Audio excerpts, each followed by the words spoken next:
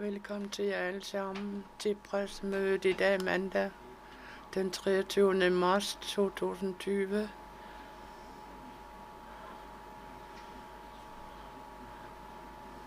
Til vores daglige pressemøde fra Naalakkersuisut. Vi er her i dag for at fortælle om de 23 prøver, der er blevet taget. Og alle de 23 prøver har heldigvis været negative. Så det vil sige, at vi har 4 smittede her i Nuuk, der er blevet smittet med sygdommen corona. Og det befinder sig alle 4 i Nuuk og er i hjemmeisolation.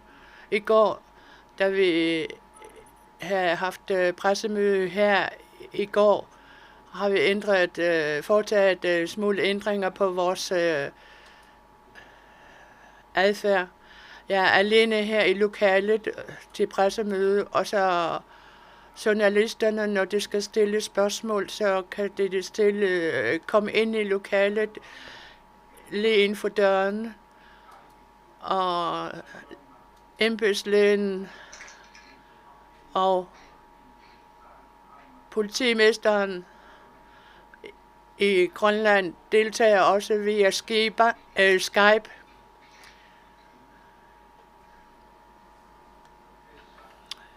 Så det vil sige,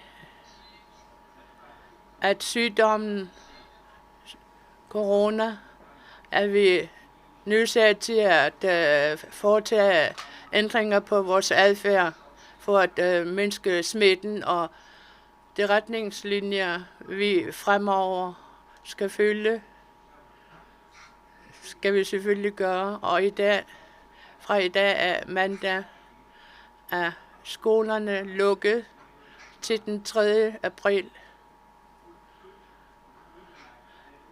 Det daglige liv, vi kender, har ændret sig meget her i de sidste par dage. Vi er nødt til at hjælpe sig som landsmænd. Det bør vi have. Og vi skal henstille til, at retningslinjerne, der er blevet meldt ud af regeringen, skal følges nøje. Og så vil jeg give ord til Henrik, embedslægen, her med ordet. Værsgo, Henrik.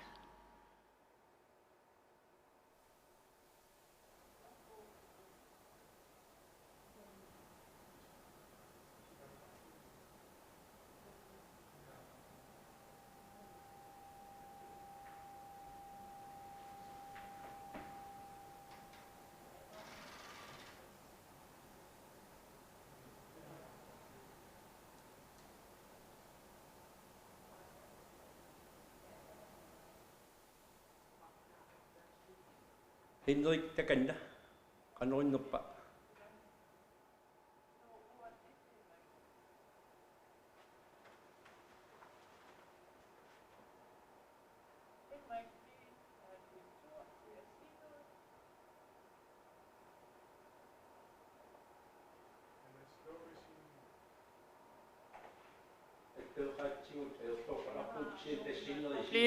Tekniske problemer, så vidt jeg kan se. Jeg håber, at vi får det hurtigst muligt ordnet. Men jeg kan sige, at der er en god nyhed, at vi har hørt i dag i hvert fald, at alle prøver, der er 23 i alt, har været negative alle sammen. Henrik vil sige noget om de gode resultater, vi har fået.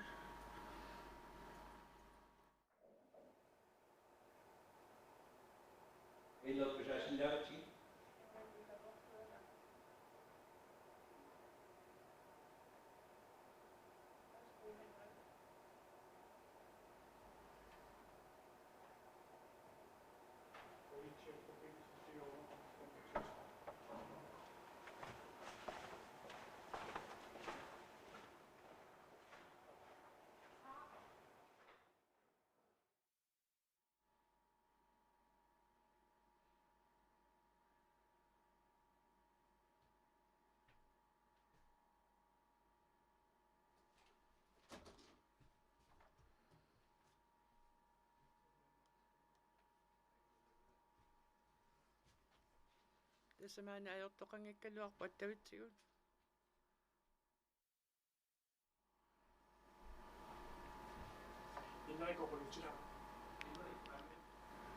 Henrik, kan du høre mig? Ja. Du tager sådan der. Henrik, værsgo. Ja, jeg er flyttet over i landslægeembedet, for som vi omtalte i går, så har vi haft nogle udfordringer med smitte, også inden for selvstyrets rækker, så derfor har vi valgt at have den højst mulige sikkerhed. Men der er gode nyheder i dag. Vi har ikke nogen nye tilfælde af smitte her i Nuuk eller ude på kysten. Så det er rigtig godt. En anden god nyhed er også, at de 2 første, som blev smittet her i Nuuk, de nu er raske og har været raske så længe, at vi regner dem for at være raskmeldte fra dags dato. Vi fortsætter med at teste rigtig mange. Vi har ikke testet så mange her i weekenden, men nu er der fuld drøn på igen. Og vi har fortsat en intention om at kunne inddæmme smitten her i Nuuk.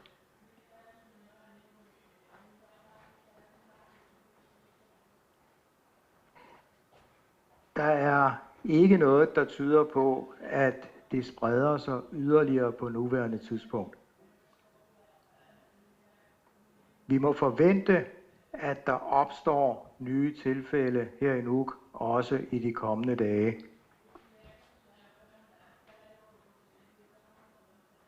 Men ikke flere, end at vi satser på, at vi kan håndtere det og inddæmme dem.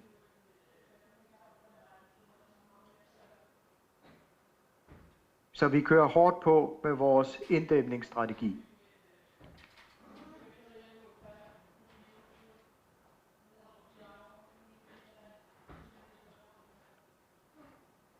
Vi har nu i alt testet 203 personer overalt i landet. Vi mangler prøvesvar på en mindre gruppe.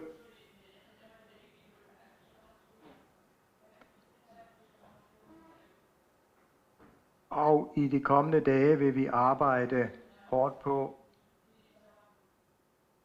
at få sikret, at vi også får alle prøver fra kysten frem til laboratoriet i København.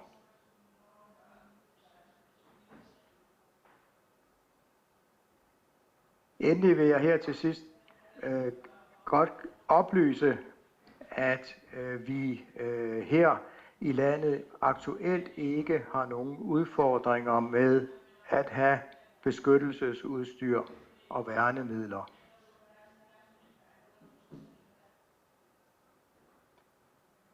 Og indtil videre er der heller ikke nogen problemer med at få testet de analyser, vi gerne vil have testet i København.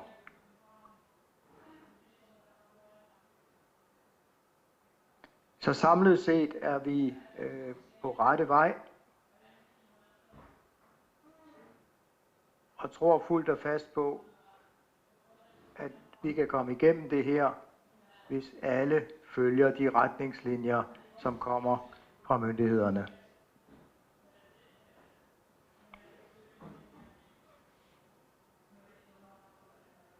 God nok.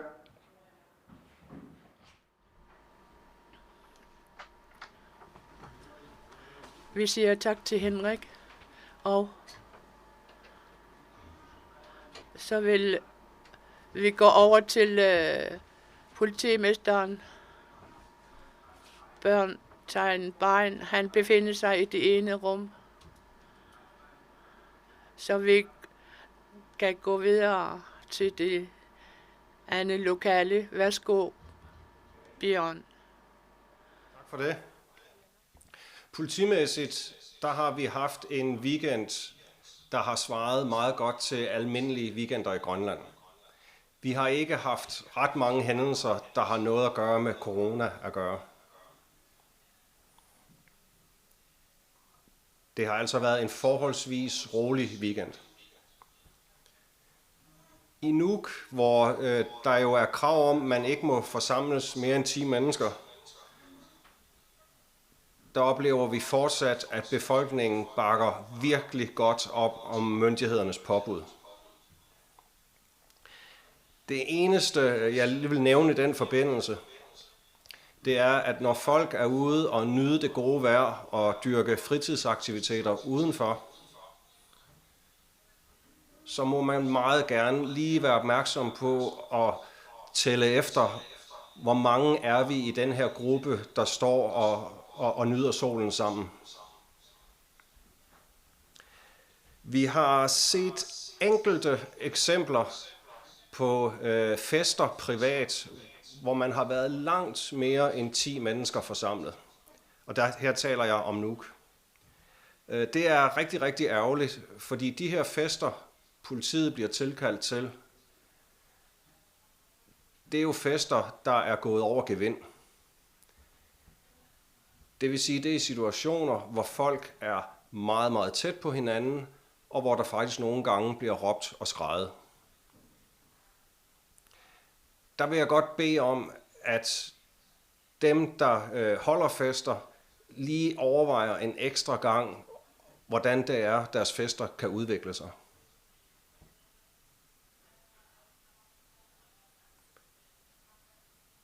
Det er hensyn til festdeltagerne selv,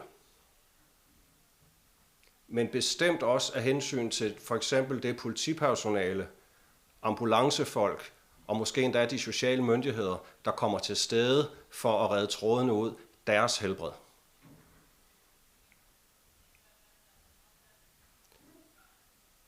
Så selvom at vi ikke som myndighed kan gå ind og blande os i, hvor mange mennesker der er i et privat hjem, så er det altså tilladt, at man som privat borger selv tager beslutning om at overholde den klare opfordring til at holde sig under 10, og så sikre sig, at der er lidt afstand mellem gæsterne.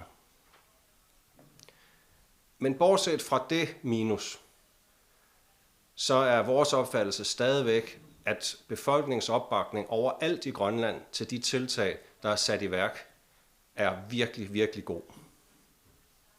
Tak skal I have.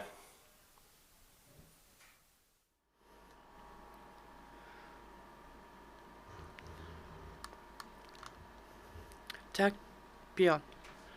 Ja, her, som selvom vi ikke kan se det, Bjørn har fortalt om, men vi følger med, hvad der er budskaber, og derudover embedslægens budskaber om, at det offentlige retningslinjer skal følges nøje, og det skal vi kræve, og vi skal gentage hele tiden, at det er retningslinjer med, at man skal vaske hænderne tit og godt, grundigt.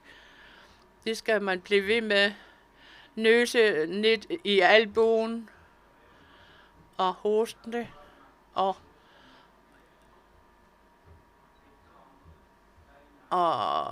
forbud mod at så vidt muligt at spytte i det fri og ikke give kram eller give hånd og ikke være blandt folk.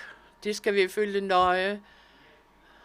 Det, der er blevet af retningslinjer for Nuuk, er anderledes i forhold til resten af kysten. Men selvom det forholder sig således, så de retningslinjer, der skal følges i Nuuk, er, at det er forbudt at have en forsamling af over 10 personer.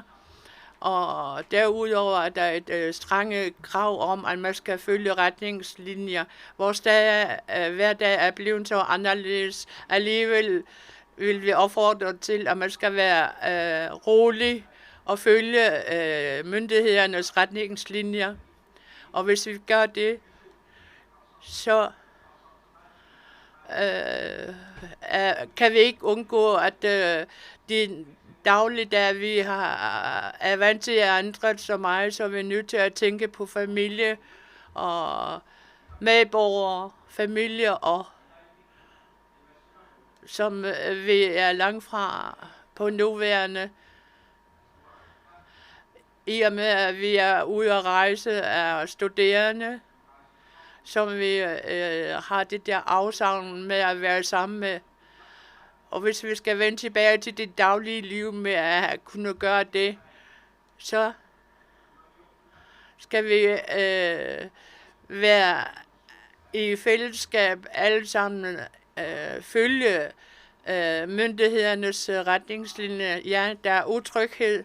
Ja, man er bange, men alligevel så skal vi være rolige og følge alle myndighedernes retningslinjer, så vil det daglige liv, vi er vant til, blive en realitet igen en gang.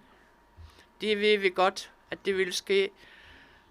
Så derfor skal vi henstille til, at man skal følge retningslinjer, og at det skal gøres af alle. Og det rejsende, vi har jo nogen, der ikke har noget, der når hjem. Og de, der befinder sig uden for Nuuk, når man har nogle indlæg om medierne, og til os, dem har vi modtaget. Der kan, til tider kan vi få hele 1000 breve om dagen, og hvis så frem I stadigvæk ikke har fået svar, så skal I ikke tro, at det ikke er noget frem. Men vi har modtaget dem, men det er under undersøgelse og behandling lige nu. Og de restriktive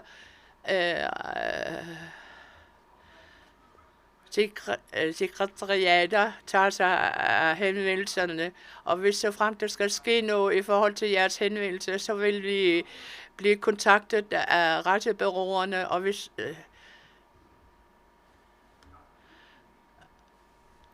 vil vi gøre alt for at hjælpe medborgere, vores ældre og svage. Hvis vi skal hindre, at bliver smittet af den coronavirus, så skal vi følge retningslinjerne, der er blevet udmeldt af myndighederne. Således at vi kan gøre, hvad vi kan for at mindske smitten. Tak for de borgere, der følger, mange borgere, der følger med retningslinjerne. Tusind tak til jer alle sammen.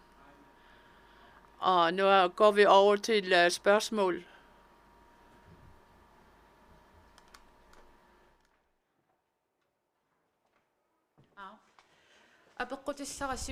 Den første spørgsmål, jeg gerne vil stille, drejer sig om det rejsende. For dem, der ikke har fået svar på jeres henvendelser endnu. For eksempel, der er en borger, der skulle have været rejst til Ilulissat fra Sisimiut, men kunne at det ikke længere kan få rejsen betalt fra Air Greenland, men det er givet videre betalingen, at det er myndighederne, der skal sørge for det. Hvordan kan du svare på det? Ja, det er daglige møder i tæt samarbejde med kommunerne. Det henvendelser, som kommunerne bliver rettet henvendelser til, og møderne i tæt samarbejde med Air Greenland, det gennemfører vi stadigvæk, og selve dialogen med kommuner og alle de instanser, der er relateret, det vil fortsætte hele fremover, og vi får henvendelserne videre til os hele tiden, og behandling af disse sager er virkelig mange breve, vi modtager til departementet, de relative, de der har relation til henvendelserne. Derudover er der også personlige henvendelser direkte til os. Det er virkelig en virkelig mange henvendelser, og hvis så frem man vil rette henvendelse til selvstyre, så skal man benytte sig af e-mailen nanok.gl, og hvis så frem det er noget, der vedrører infrastruktur og skal være rettet til mig, så skal man trykke på det. Så vil man kunne se, at det er for en temperament, man skal henvende sig til, når der er sådan et spørgsmål.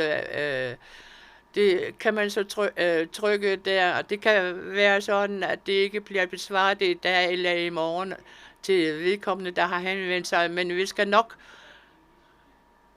give svar, for vi læser samtlige henvendelser, det er jo mange, og deres henvendelser vil så blive behandlet videre til sekretariatet ind under det departement, de har relation til. Så det næste arbejde bliver så, at departementets,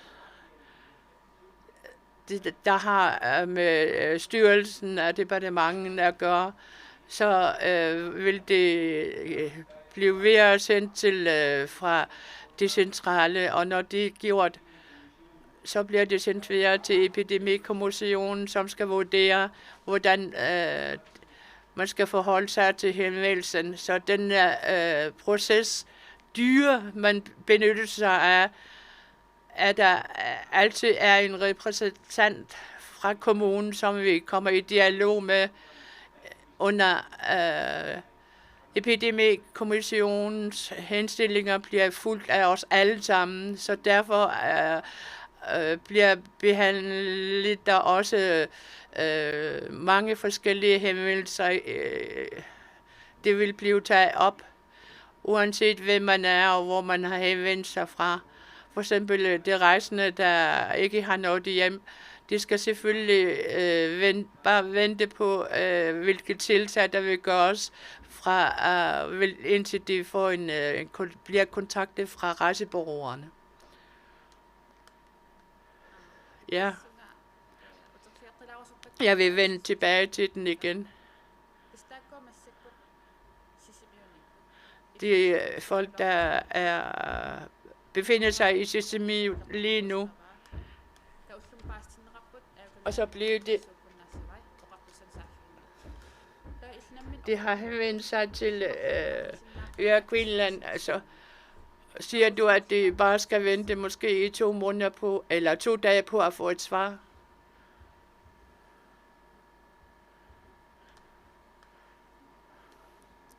Det skal ikke vente 2 dage på at få en indkvartering. Jeg fortalte om, at det kan tage 1 til 2 dage, før de kan få en besvarelse. Men alle henvendelserne er modtaget af os. Og det med, at de kan få en indkvartering i de dage, hvor det ikke kan have noget sted, skal vi nok hjælpe med, at vi skal sikre, at de har noget, de kan blive indkvarteret i. Jeg ved ikke, om det er dig, der skal svare, men der er taget en beslutning om, at der nu er blevet lukket. Men der er nogen, der har fået dispensation til at kunne tage til Bamut.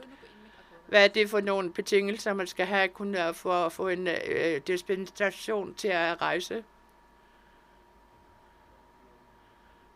Det er nok bedre, at Bjørn svarer på dit spørgsmål. Det er fuldstændig rigtigt, at der er nogen, der får dispensation til at rejse. Og det er folk i samfundskritiske funktioner. Og uden at jeg vil gå i detaljer med, hvem det drejer sig om, så er det for eksempel rigtigt, at der er en båd, der har fået lov til at sejle passagerer til Bamut her fra Nuuk, ud fra en vurdering af, at den funktion, vedkommende skulle ned og opfylde i Bamut, var samfundskritisk. Beslutningen om hvad der er samfundskritisk og ikke samfundskritisk, den bliver taget i vores coronasekretariat.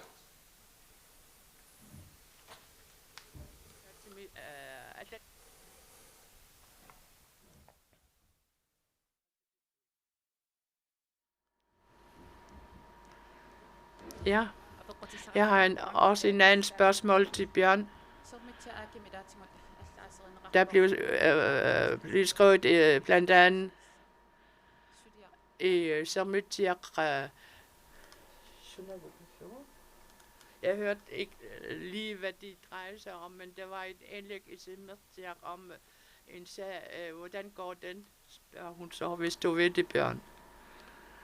Jeg bliver desværre nødt til at skulle have lidt flere ord på spørgsmålet. Jeg er ikke sikker på, at jeg fangede det hele. Jeg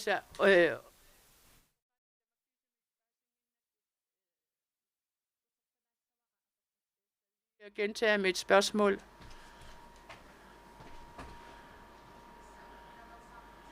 Med forebyggelse, at man kan komme med nogle forbud om de alkoholiske drikke. Hvor langt er man nået med hensyn til det indlæg, Bjørn?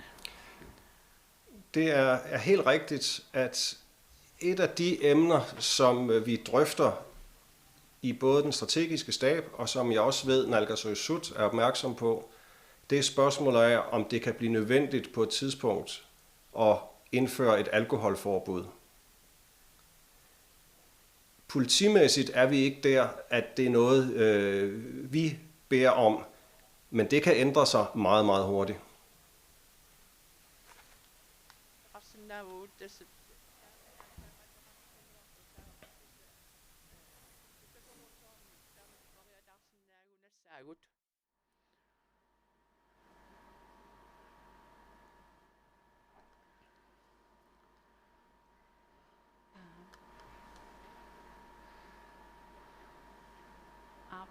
Ja, til embedslægen har jeg også et spørgsmål.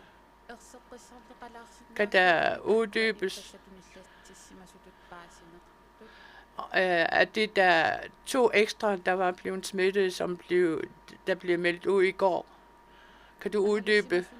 Er det nogen, der har været ude at rejse, eller hvad?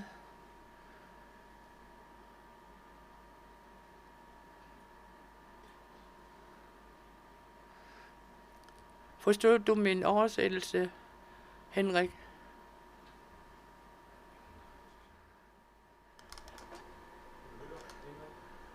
Jeg kan ikke høre oversættelsen. Nå. Er det okay, hvis jeg bare spørger på dansk?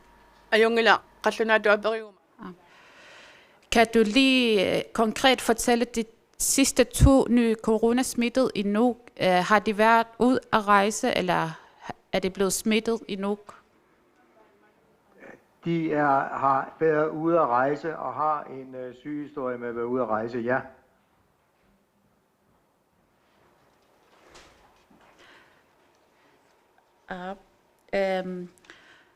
Der var lige noget galt med oversættelsen, og så har jeg lige et spørgsmål til Epidemikommissionen. Nu har vi fået det der testsvar i dag, hvor der ikke har været smittet nye, og det er en langsigtet spørgsmål til det her.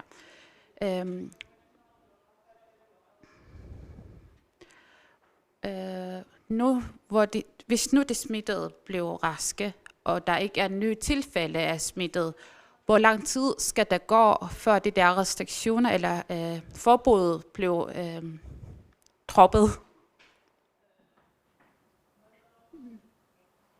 Der vil skulle gå i hvert fald 2 uger uden nogen nye tilfælde, før vi overvejer at ændre på de nuværende retningslinjer.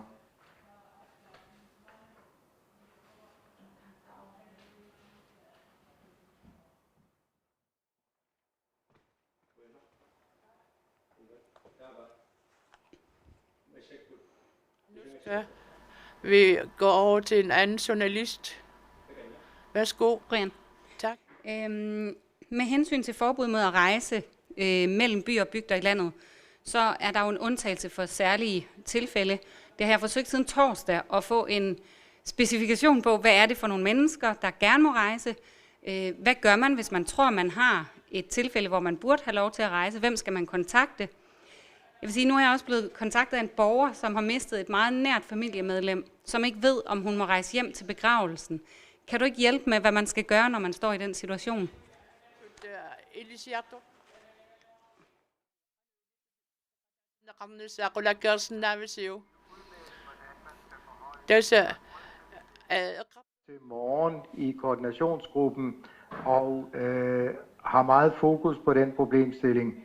I øjeblikket fokuserer vi på primært på patienter, som skal transporteres, så snart det er forsvarligt, og det er blandt andet for at sikre, at vi ikke får en ophobning af patienter her, som gør, at sundhedsvæsenet ikke kan fungere optimalt.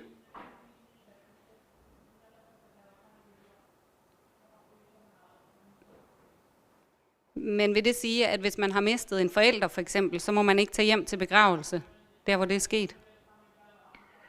Det er sådan, som det er nu, der vil der ikke blive åbnet op for, at man kan rejse på grund af rene familiære forhold. Okay, så har jeg et spørgsmål til Naalakkersuisut.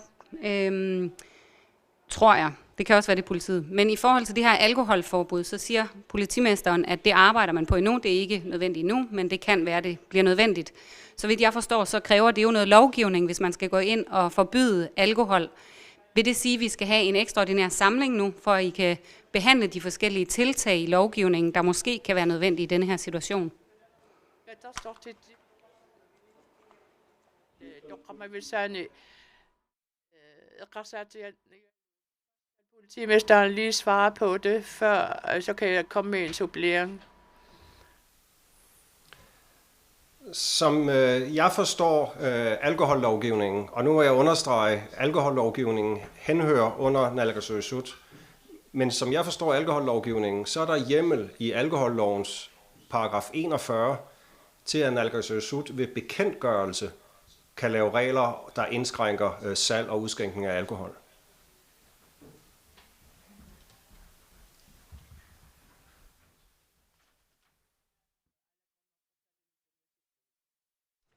Okay, så kan jeg ændre mit spørgsmål til ikke at gælde alkohollovgivningen, så vidt jeg lige forstår. Men i forhold til, at der måske skal lovgives omkring de tiltag, det ser vi jo allerede i andre lande, at de lovgiver for ligesom at få lov at lave de tiltag, der er nødvendige for at undgå smittespredning. Skal der så være ekstraordinær samling her i landet snart, for at I politisk også kan behandle nogle af de her ting?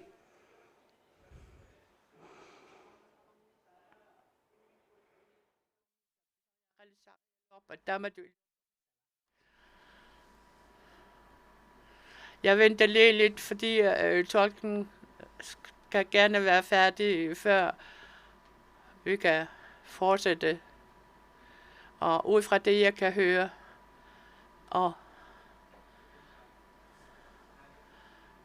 men selv det, vi har gjort af tiltag for at forhindre smittespredningen af coronavirus. Vi laver vurderinger kontinuerligt i tæt samarbejde med kommunerne, og det daglige drift, det fortsætter vi med. Og den nuværende statusvurdering vil ske igen om en time. Om en dag eller en uge, så vil forholdene være anderledes end fra nu. Så vi foretager vurderingerne hver eneste dag og hver time. Og når det drejer sig om alkoholholdige drikke eller skoler eller forretninger og folkeskolen, børnehaver og uddannelsesinstitutionerne er blevet lukket her i Nuuk. Men i resten af landet er børnehaverne, skolen og uddannelsesstederne stadigvæk åbne, fordi de stadigvæk ikke har blevet vurderet til, at der skulle komme en henstilling fra Epidemikommissionens side. Men forholdene kan jo, der kan ske ændringer i forholdene fra den ene dag til den anden. Men heldigvis det er stadigvæk sådan i dag, at vi ikke har fået flere personer, der er blevet smittet med corona, og de 4 personer, der har været smittet, befinder sig her i Nuuk. Og det med, at det ikke har spredt sig, det er noget, vi kan være taknemmelige for, fordi alle borgerne, samtlige borgere har fulgt de myndighedernes henstillinger. De hører godt efter alle sammen. Det har så resulteret i, at vi har kunnet inddæmme smittespredning. Det er godt i sig selv, og vi håber stadig, at det fortsat vil gøre det således, at vores medborgere, søskende, pårørende, på grund af dem, at vi fortsat vil følge nøje på retningslinjerne. Det er i hvert fald meget ønskeligt, for det er jo ikke til at vide, hvad der vil ske i morgen, hvis vi ikke gør det, om der vil være flere smitte. Og hvis vi skal forebygge, at corona ikke skal sprede sig, så skal vi alle sammen følge retningslinjerne. Lad os gøre det alle sammen. Så har jeg et spørgsmål til landslægen. I både Danmark og på Færøerne, der melder man lige nu ud om for eksempel folketingspolitikere, der er smittet og har været smittet, er blevet raske. Ministre, der er kommet i hjemmekarantæne osv. Men her i landet, der er det stadigvæk, så vidt jeg kan forstå, ret væsentligt, at man holder folks identitet skjult på de smittede. Kunne man ikke for eksempel gøre inddæmningen lettere, hvis det ikke var så hemmeligt, hvem det var, så dem, der har været i kontakt med folk, rent faktisk kunne tage sine forholdsregler? Det er min helt klare opfattelse, at vi i denne her situation har sikret, at alle relevante personer er blevet informeret. Politiet har gjort et meget stort arbejde for at gå ned og kigge meget detaljeret på alle kontakter. Det er blevet gjort ordentligt grundigt, og det er derfor min opfattelse, at vi har på alle måder sikret, hvad der skal sikres, og at det netop i en krisesituation som den her også er nødvendigt at sikre det enkelte individ. Det må man ikke glemme, selvom at situationen den er presset. Men det virker lidt som, at det enkelte individs, privatliv ikke er helt. Det er min helt klare opfattelse, at det skøn, der er blevet lavet i den her sammenhæng, er et passende afvejet skøn om individets rettigheder kontra de mål, vi skal opnå. Og det er min klare opfattelse, at vi ved politiets hjælp har helt 100% har opnået det, vi skal skulle opnå.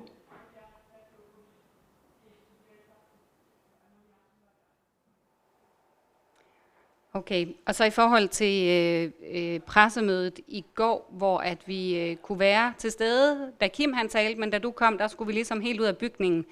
Der kunne der jo være nogen, der blev en lille smule forvirret i forhold til, at anbefalingerne går på, at man skal holde 2 meters afstand, men at vi lige pludselig skal være helt ude af en bygning, hvor du befinder dig. Kunne du eventuelt fortælle, hvorfor man lige pludselig tager nogle forholdsregler, der virker så voldsomme i forhold til alle andre forholdsregler? Der har ikke været lavet nogen særlige forholdsregler. Som vi klart har meldt ud, så har vi haft nogle udfordringer med at smitte, som kan være sket inde for selvstyret. Og derfor har vi valgt at tage nogle særlige sikkerhedsforanstaltninger, hvor vi blandt andet skal sikre, at de personer, som har helt centrale funktioner i øjeblikket, at de ikke smitter andre, og at de så vidt muligt heller ikke selv bliver syge.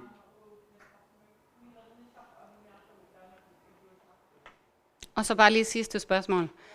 Så vidt jeg kunne høre før, så blev der opfordret til, at befolkningen de sender mails på info@nanok.gl. Det er også der, vi som presse har fået at vide, at vi skal sende vores henvendelser, og at der kommer 1000 henvendelser om dagen, så tænker jeg, at så kunne det være, at det blev svært for os som presse at videregive information bredt til befolkningen, hvis vi står i kø sammen med 1000 andre mennesker, hver gang vi stiller et spørgsmål. Er der nogen løsning på vej, sådan at kommunikationen mellem jer og med pressen bliver en lille smule mere gnidningsfri?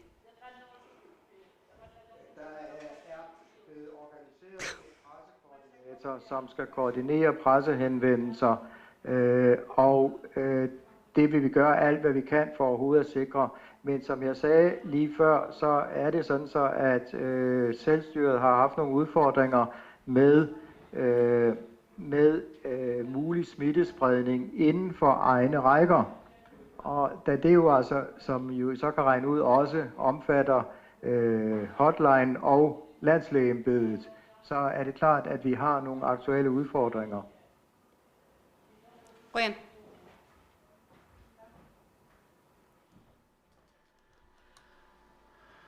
Den sidste spørgsmål. Tager det landslagen.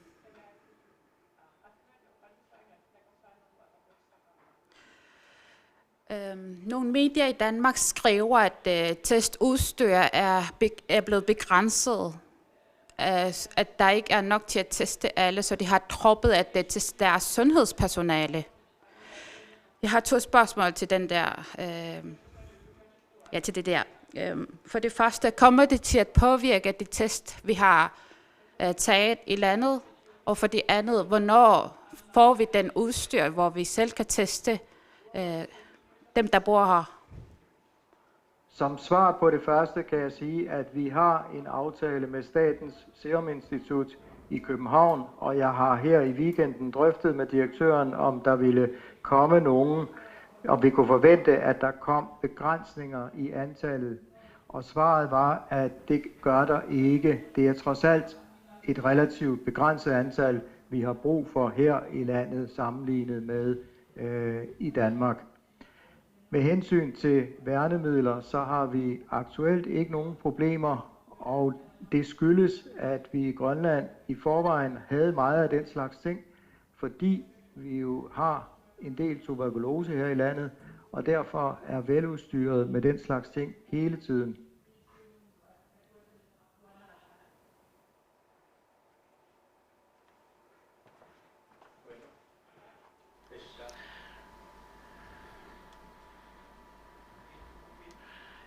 NOL.gl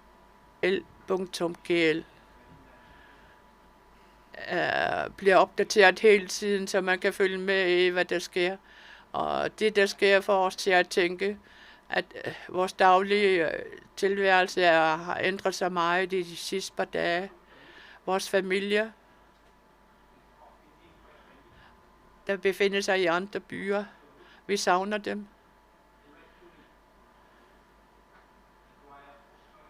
Fordi vi er taget væk fra dem for at komme i skole, eller studere, eller rejse. Disse daglige liv, for at de kan vende hurtigt tilbage. Det ved vi ikke noget om, hvornår det vil ske. Men vi skal være rolige. Lad os være rolige alle sammen. Og følge myndighedernes retningslinjer, således at det kendte hverdagsliv kan hurtigt vende tilbage. Så derfor beder vi dig om, at du skal følge samtlige retningslinjer fra myndighederne. Og ikke kun tænke på mig selv, men tænke på vores medmenneske, medborgere, pårørende, familie, sårbare og ældre. Det er det, vi skal gøre. Tak for i dag. Så vil der være et pressemøde igen i morgen kl. 13. Tak til jer alle sammen, og have det godt alle sammen.